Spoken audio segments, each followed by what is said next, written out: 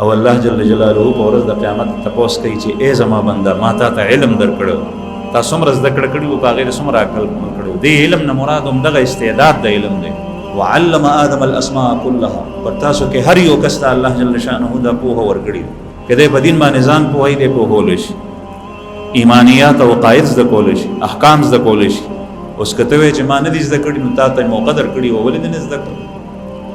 تا ته استاذ راستولی و. انبیاء کرام محمد رسول اللہ صلی اللہ علیہ وسلم انما بعثت معلما، مجھے معلم سکھانے والا استاذ بنا کر بھیجا گیا ہے. رسول اللہ صلی اللہ علیہ وسلم یہ راستولی دا غي نبی صحابو زده کړي، تابعین تبع تابعین سلسله تر اوسه پورې را روانه ده. که ته وایې چې ما ته دین نوز ده، قبر کې دنه تپوس وشي، په حشر کې تپوس وشي، د دې خبرې تا سره هیڅ جواب نشته، ځان نشي خلاصولی.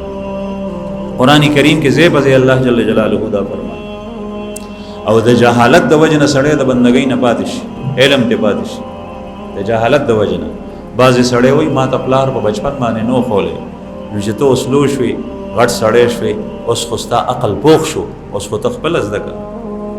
ته اوس مکلف یې، مخکې مکلف نه وې.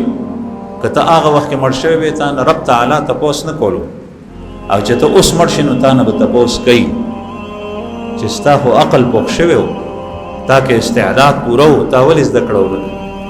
نو عرض مې دا کول زما عزتمندو چې د بندګۍ نه سړی پاتې کېږي د جهالت د وجې نه. علم ځکه انسان باندې بندګي فرض کړي ده، په کاڼي نه ده فرض کړي، ځکه چې کاڼي کې سراسر جهالت دی، هغه کې د علم استعداد نشته.